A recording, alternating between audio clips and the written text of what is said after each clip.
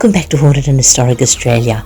We decided it was time to go back to some criminals, cutthroats and convicts with the Sydney Park serial killer. Now we won't go straight to the beginning just yet. Let's start to where the police got it so wrong and where a tough broad who could hold her own met with a man who took it from her. Her life, that is. Now 1932 had almost ended, and right before Christmas in Sydney, 2 women lost their lives. Usually for the time, if they heard a lady of the night had been murdered, it was far removed from the average Sydney-sider's world. But a second murder a week later, and a name that many had actually heard, Miss Bessie O'Connor, a young woman who had grown up swimming and diving in Sydney, from a good family and a member of the local swimming club. The women of Sydney became scared. The police had to do something. The pressure was on. Serial killer at this stage was not thought of. The police had 2 murders a week apart, 2 women victims, both different at first glance, but would eventually come together, or so they believed, and a similar murder earlier that year, unsolved and forgotten.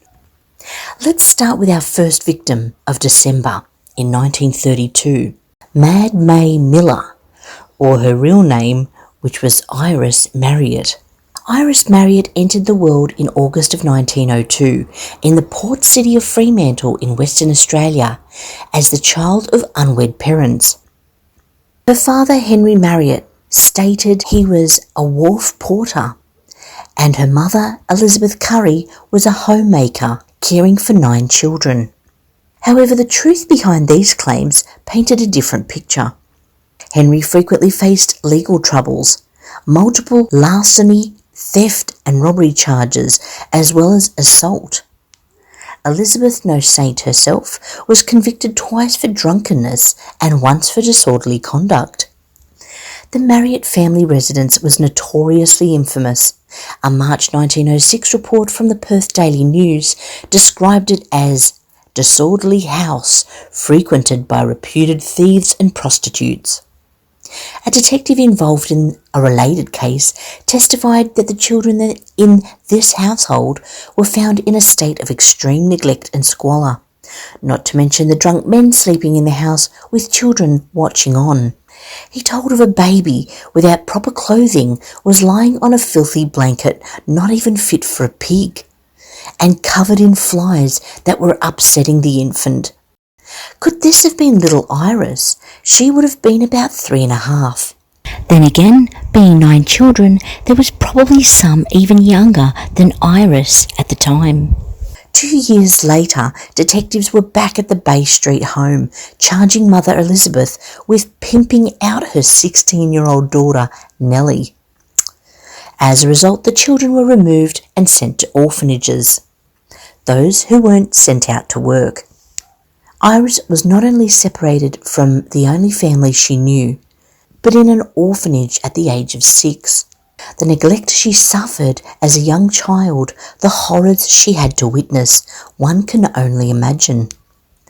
Once of working age, the girls were thrown out of the orphanage and to make their own way.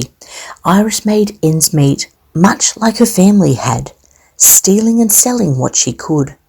She did get a position at some stage working as a domestic servant, but that fell through when she became pregnant to the employer's son. Iris made her way, along with a newborn baby, across the country to the east coast. People may have given her a lift or money, feeling sorry for her predicament. She may even have been paid off by the father of the baby's family. Either way, she decided not to go home to the Marriotts, who would surface later in her death. So upon arriving in Sydney, she placed her child in a convent and began a career, changing her name to May Miller and working as a lady of the night. Over the years, she learned to look after herself, fighting off men if they were violent. She also found herself a pimp for security, although he didn't really work out that well. In April of 1929, near Hyde Park, a man became abusive and she fought him off. A police car stopped. and a constable placed both of them under arrest. Still seething at her client while they were en route to the police station, she was seated behind her client in the car, leant forward and whispered in his ear, "I'm sorry," followed with a bite, taking a piece of the man's ear off. She could give Tyson a run for his money. She was definitely unashamed and was sending a message that she wasn't going to be messed with. The newspapers loved making a headline out of it too. The article stating she was tough despite her small frame. She also spat a piece of wood she'd been chewing in court at the press upon her sentence. Iris, now May Miller, was charged with assault and grievous bodily harm. She served 6 months of the year she was sentenced and would be in trouble regularly after that release. The police now had her in their radar. She was convicted of soliciting in 1929, 1930 and 1931. By the December of 32, the 30-year-old May Miller was living with a 21-year-old unemployed labourer named Stanley McGroder in Dowling Street, Paddington. He was known to police too for a possible break and enter, but he got off. Stanley had become her pimp, not a very good one. He did not escort her around town, but happily took her money. He probably figured she was tough enough to handle herself. And of course she was, until the night of December the 10th. May had gone out from around 7:45 in the evening and would not be bringing home the bacon that evening. She wouldn't be back again.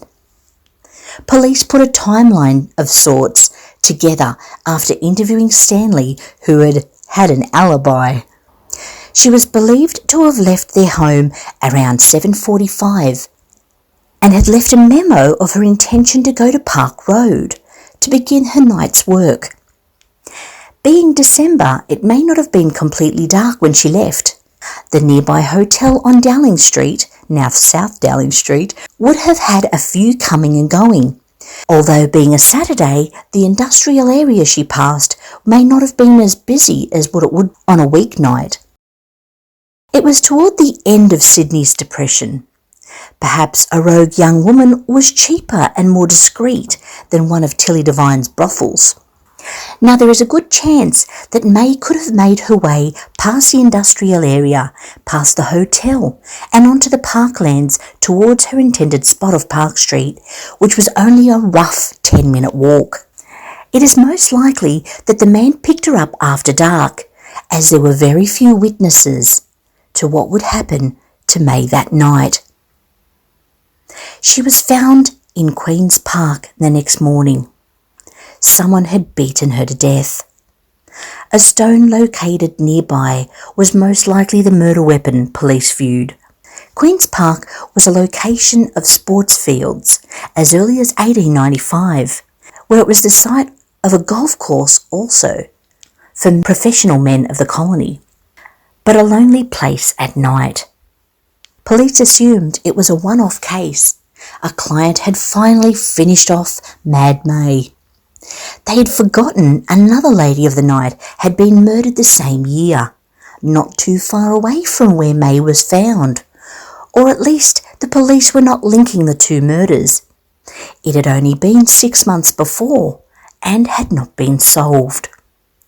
No, they offered up a reward though in the papers, and her parents had to have the last say. Even in her death, they did nothing for her, but big note themselves as loving parents, which they never were to Iris, not for a second. Police wrote it all off until another girl was murdered, that alarm bells went off in Sydney. Was there a serial killer stalking women at night? Absolutely. And to find out more, stay tuned for next week's episode. If you like this episode, hit the like button, subscribe if you haven't already, and hit that notification bell so you're aware when we're posting up episode 2 in the Sydney Park Serial Killer series.